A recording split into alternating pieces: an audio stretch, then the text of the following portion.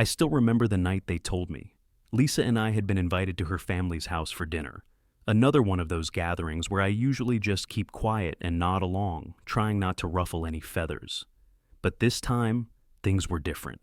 The news was too big to hide in the back of my mind, too big to keep inside me until the next workday. So, I told them. I wasn't sure what to expect, but I sure as hell didn't think the reaction would be this flat. "Hey everyone," I said, trying to sound casual. "I've got some big news. I just got promoted. I'm the new regional director at work." Lisa didn't even look up from her plate. Karen, her mom, shot me a quick glance, then went right back to her glass of wine, like she was trying to pretend I hadn't said anything.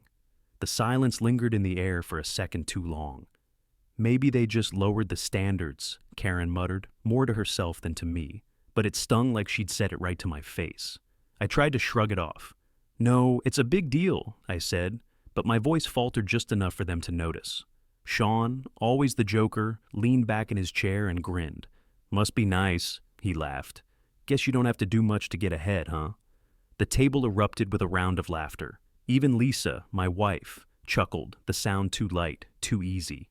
My stomach turned. I'd busted my ass to get that promotion. I'd put in the long hours, swallowed my pride when I had to, stayed late after everyone else went home, and now this. Now it was just a joke, some kind of favor I got handed because they needed someone in that position. My mind raced, hot and sharp, trying to make sense of the way they were looking at me. This wasn't how I'd imagined it. My years of climbing through the ranks felt like they had just been erased in an instant. They saw my achievement as nothing more than a lucky break.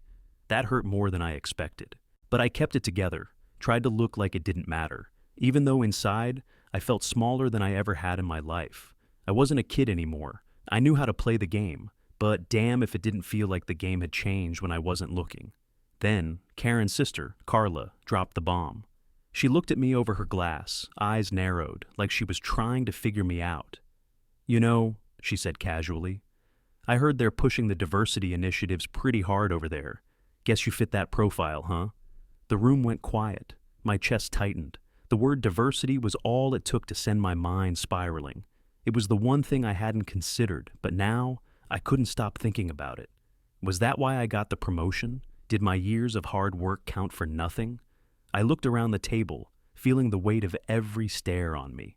There was no victory in this, no pride, only doubt. And as the laughter from earlier died down, I realized this wasn't just about my promotion anymore. It was about my place here, in this family, in this company. And for the first time in a long time, I wasn't sure I belonged in either. The next morning, I couldn't shake the feeling that something had changed. I kept replaying Carla's words in my head, her casual dismissal of my hard work like it didn't even matter. And when I walked into the office, it wasn't much better.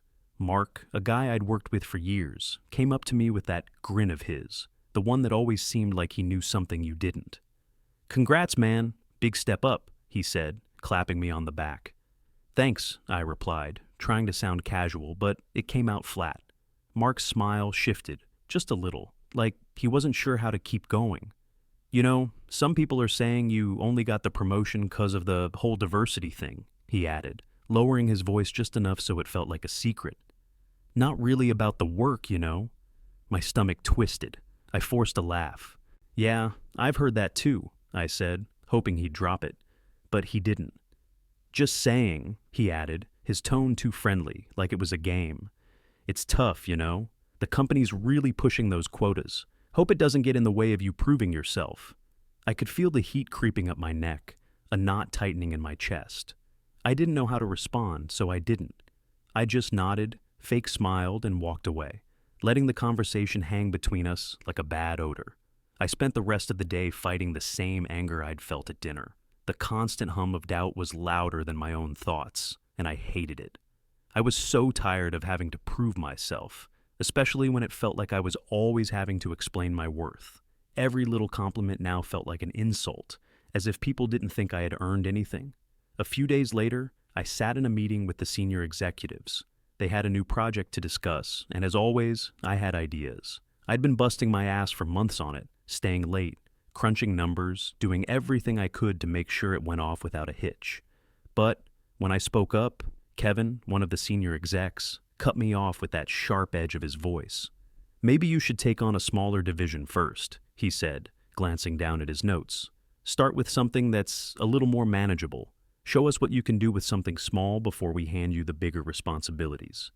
I felt the blood rush to my face. It was a suggestion, sure, but it felt like a challenge, like I hadn't already proven myself, like they were questioning my competence, not just my authority. I clenched my jaw, trying to keep calm, but the words slipped out before I could stop them. "I've been handling big projects for years," I said, maybe a little too defensively. "I'm ready for this." Kevin just nodded, his eyes cold. "I'm sure you are. Let's just take it one step at a time, all right?" That was the second jab that week. And it wasn't even noon yet. By the time the meeting ended, I felt like I'd been run over. Everyone else was moving on to the next topic, but I was still stuck, circling the same thoughts. Was this really my shot? Or was I just the company's latest experiment, a diversity checkbox they could point to when they needed to? As I walked back to my desk, I ran into Terry, a guy who'd been with the company longer than me. He was a no-nonsense type.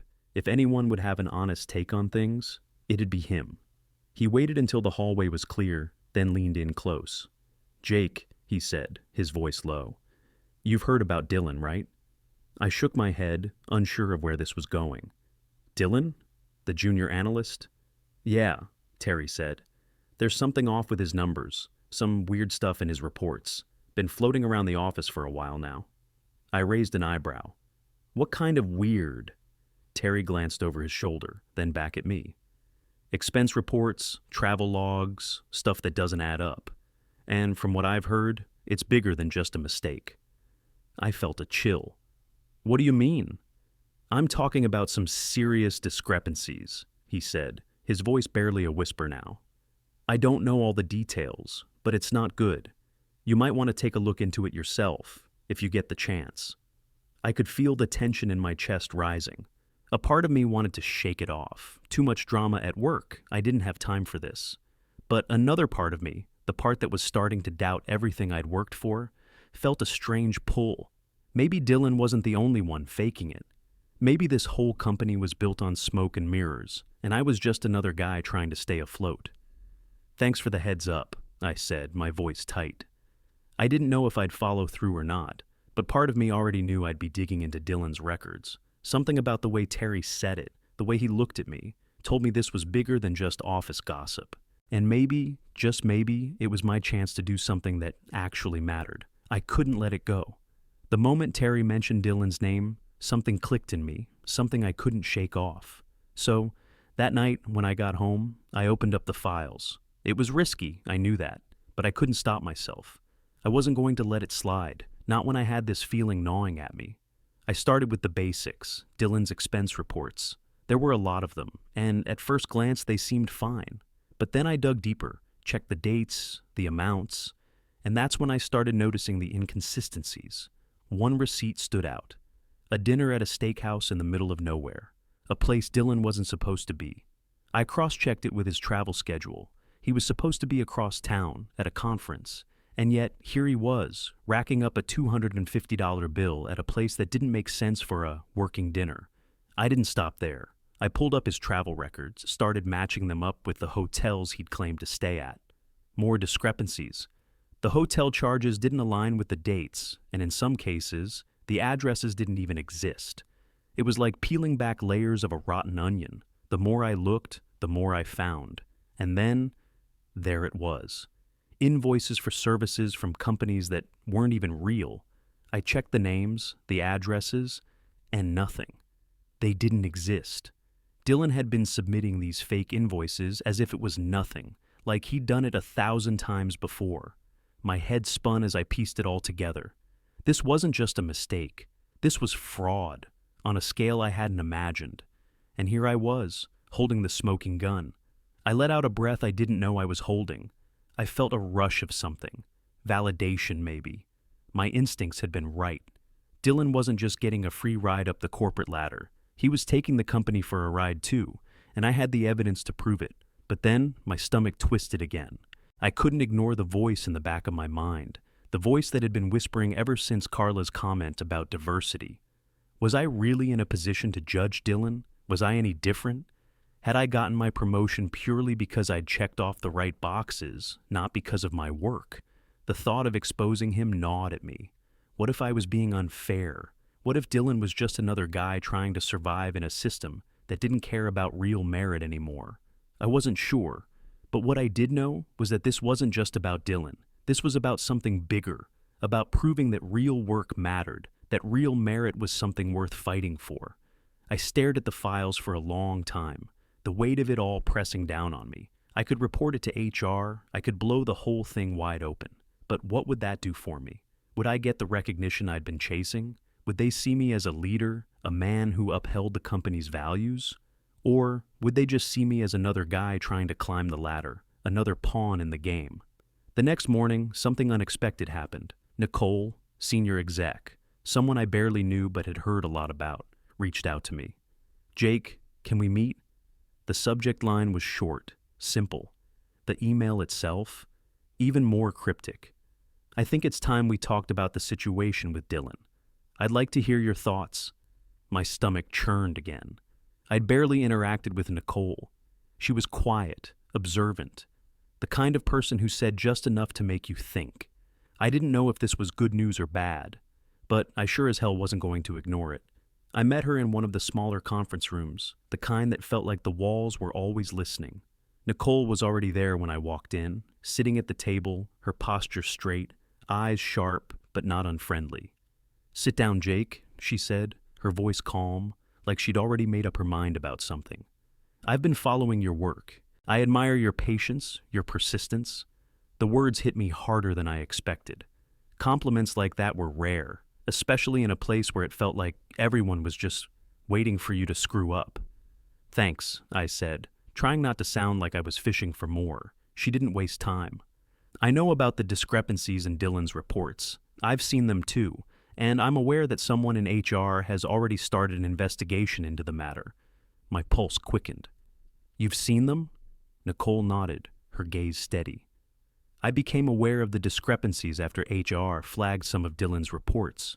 We've got a culture here that's allowed this kind of behavior to go on for too long. He's not the first, and he won't be the last if we don't change something." I took a deep breath, the weight of the conversation sinking in. "So what do we do now?" Nicole leaned forward slightly. "That's where you come in, Jake. I think you're the one who can bring this all into the light. You've shown integrity where others haven't. And I believe that if we make an example out of Dylan, it could shift things here. Not just for him, but for the whole company. We need to show that merit, not shortcuts, is what matters." Her words struck a chord. For the first time in a long time, I felt like I wasn't just some guy who got a job because of other reasons. I felt seen for my work, really seen. "You're not alone in this," Nicole continued. "I'll be here to support you, every step of the way. And I think you should think bigger about your role here. If you can pull this off, if you can help change the way things work at this company, it could be your chance to step into a real leadership position, one that you've earned." A rush of something I hadn't felt in a while hit me, hope and fear. "Are you saying—" I started, but I couldn't finish the sentence. The idea of a bigger role, of actually proving myself, was both terrifying and exhilarating. Nicole's expression softened, just a little. "I'm saying that if you want it, it's there for the taking. But you need to make your move now. Expose Dylan and expose the culture that allowed this to happen. This is your chance to show everyone what kind of leader you really are." I let her words hang in the air for a second. The idea of becoming something more, something real, was tempting. But it wasn't just about getting ahead anymore. It was about proving to myself that I wasn't just another guy who got lucky. I wanted to be the guy who did the right thing, no matter the cost. "All right," I said, my voice a little steadier than I felt. "I'll do it. I'll go after Dylan. But I'm not doing it just for the promotion. I'm doing it because it's the right thing to do." Nicole smiled, a rare, approving smile. "Good. You're exactly the kind of person we need around here, Jake. Let's make sure this doesn't get swept under the rug." As I left the conference room, I felt a strange sense of clarity. For the first time in a long time, I wasn't just chasing approval. I had someone on my side, someone who believed in me, and that made all the difference. But even with Nicole's support, I knew this wasn't going to be easy. I was about to go head-to-head with Dylan, expose the fraud, and take on a culture that had let this kind of thing go on for far too long. The investigation into Dylan's actions moved faster than I expected. HR had already started pulling his records, reviewing his expenses, the invoices, the fake vendors, everything. I watched from the sidelines, quietly keeping track of the fallout, wondering just how deep this was going to go. At first, Dylan tried to play it cool, claiming it was all a misunderstanding, but as the pressure mounted, his mask started slipping. He'd catch me in the hallway and give me that smug, "You're making a huge mistake" look, as if he couldn't believe anyone would actually call him out. But the cracks were showing. The more HR dug, the more defensive he got. It wasn't long before he started to play the victim. "I can't believe you're doing this to me, Jake," Dylan said one afternoon, catching me at the copier. "You know how hard I've been working, and now you're just going to try to ruin my career?" I didn't even look at him. I couldn't. If I did, I might have lost it. "You've done this to yourself, Dylan. Don't try to turn this around on me." He shot me a look full of hate, but it didn't matter anymore. He was sinking, and I was just standing there, watching him go down. I didn't feel sorry for him. As the days passed, the company started distancing itself from Dylan. Executives who'd once been all smiles and handshakes when he was around were now barely acknowledging his existence. I could see it in their eyes when they passed by. Everyone was waiting for the hammer to fall, and I knew, deep down, that my promotion was tied to all of this. How I handled this fallout, how I stepped up, this was it. If I played it right, I could prove myself to the company. But if I messed up, I could very well end up just another casualty in the chaos. The weight of it was getting to me. That night, I was sitting on the couch, half watching some dumb TV show, when Lisa called. Her voice was sharp, like she was holding something back. "You're still wrapped up in this office drama, aren't you?" she said, her tone tight with frustration. "You haven't been home all week. You're barely even talking to me. Is this really how you want to spend your time?" I exhaled slowly, rubbing the back of my neck. "I'm doing what I have to do, Lisa. You know this isn't just about me anymore." "Then why does it feel like it's only about you?" she snapped. "I'm here, Jake. Your family is here. Maybe you should focus on us for once, instead of whatever's going on with Dylan and your promotion." Her words hit me harder than I expected. I sat there in silence, the phone pressed to my ear, feeling the distance between us stretch like a chasm. I didn't have the energy to argue. Part of me wanted to say something, to tell her how much this mattered, how much I mattered in all of this. But instead, I just let the silence hang in the air, knowing she wasn't wrong. I had been neglecting her, neglecting us. I wanted to explain, wanted to tell her I was trying to fix something bigger than just a job, but the words wouldn't come. She was right. The balance between work and family was falling apart, and I didn't know how to put the pieces back together. "I'll be home soon," I said, my voice low. "We'll talk then." I hung up, but the weight of the conversation lingered. As much as I hated to admit it, Lisa's frustration had planted a seed of doubt in my mind. Was I really doing the right thing? Was it worth tearing myself apart over something that might never be enough? The company-wide meeting was the culmination of everything. The months of tension, the back and forth with HR, the late nights spent digging through files. I sat at the long table, trying to keep my nerves in check, as the executives presented the findings of the investigation. Dylan's face was pale, his usual cocky demeanor nowhere to be found. The room was packed, but I barely noticed the people around me. I focused on Dylan, sitting 2 seats away, his shoulders hunched like he already knew what was coming. The truth was out now. Every lie and every fraudulent transaction laid bare for everyone to see.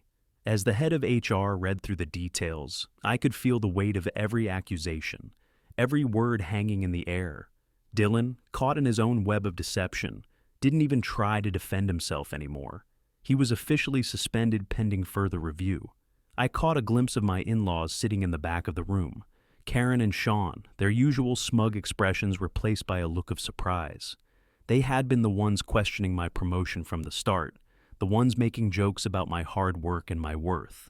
Now, as they saw the full extent of Dylan's fraud, they seemed almost stunned. For the first time, I didn't feel the need to explain myself to them. They were finally seeing the truth, even if it was late. Then, Lisa. Her eyes met mine across the room, and for the briefest moment, I saw something different in them. a hint of recognition, maybe even respect. She hadn't said much during the whole ordeal, sticking by her family's side even when it felt like they were undermining me. But now, as she watched the fallout unfold, I saw her shift. She wasn't just watching me as her husband, she was seeing me as a man who had done what was necessary, who had taken action when no one else would. But when she finally turned to me after the meeting, the words she said were underwhelming. "I didn't realize how much you'd been putting into this," she said, her voice almost quiet, as if she hadn't fully processed everything. "I guess I didn't know. It wasn't enough." It felt like she was just saying it because it was expected, not because she truly understood.